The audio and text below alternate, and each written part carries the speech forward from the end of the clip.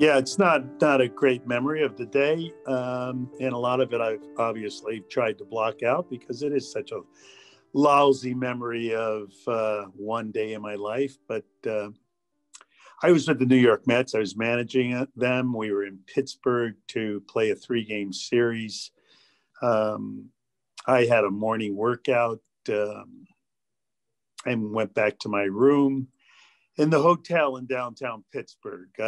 My wife was on the trip with me, as were many other wives. It was a family trip for the New York Mets. And as I turned on the TV, I saw the first plane hit the first building and was wondering what the hell was going on, like the rest of the world.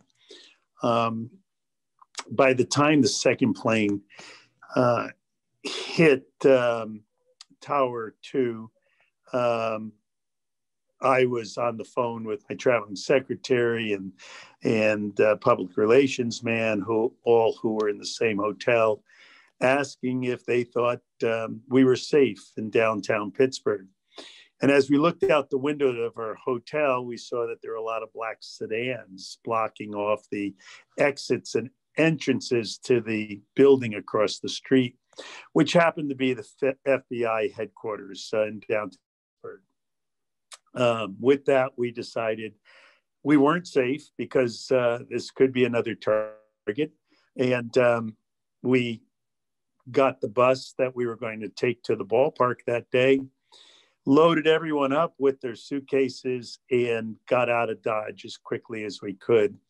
We found a hotel in the suburbs, about 45 minutes outside of Pittsburgh, checked into the hotel and walked around the area to find places to eat dinner as we were all kind of in a daze.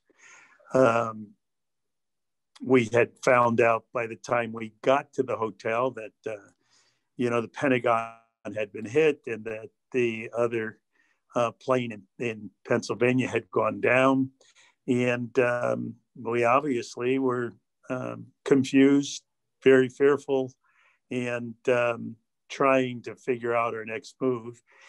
And our next move was to get a little sleep as quickly as we could and wake up once the bus company could get us some buses that could take us back to New York, where our cars were at Shea Stadium.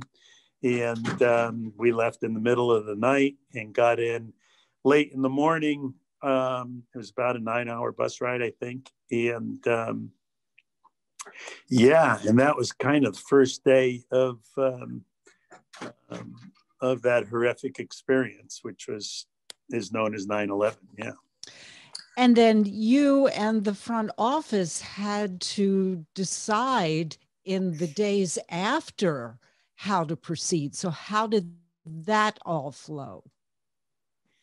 Well, in a really kind of confused manner, because again, everyone was dealing with the safety of their friends and their family, and trying to figure out what was happening around us in this unique situation. So we just stayed close to the vest, trying to get directions from those who make decisions and making sure our families were safe. How long before the first Mets home game after September 11th? 10 days. 10 days.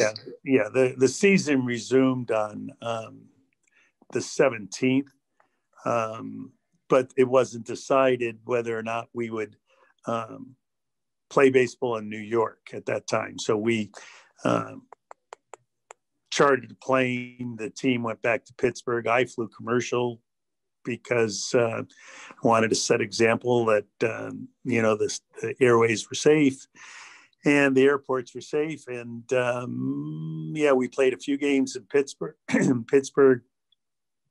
and then came back for a game in New York on the 21st of September.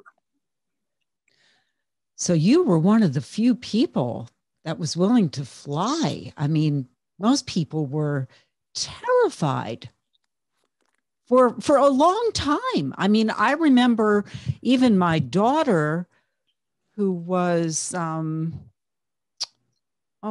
think she was in high school at the time, just every time a plane flew over, she got scared. Yeah, of course. That's the world that we were living in then. And the airport was similar to the way the airports have been during the COVID, empty, deserted, of course, different in that they were just setting up security measures, the metal detectors and the bomb detectors or whatever it was they were setting up at that time. They were kind of archaic if you see the systems that we have now.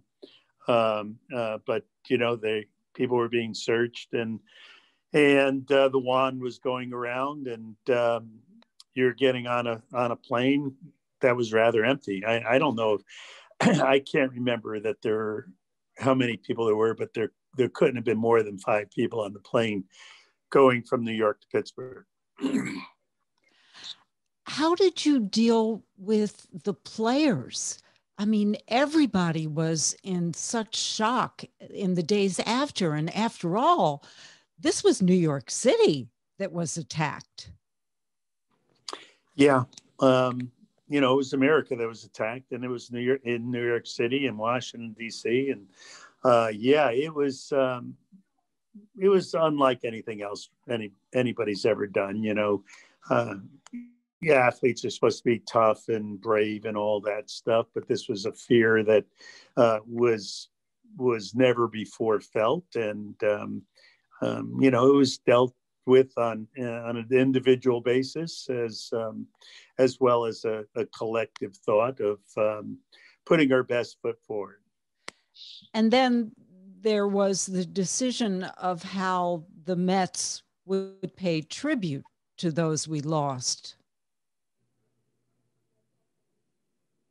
You mean at the game or? Yeah, and in the days after, right, because I mean the first home games were, I mean, just hugely symbolic, important events for the city. Yeah, it turned out that they were at the time. They were baseball games that we felt.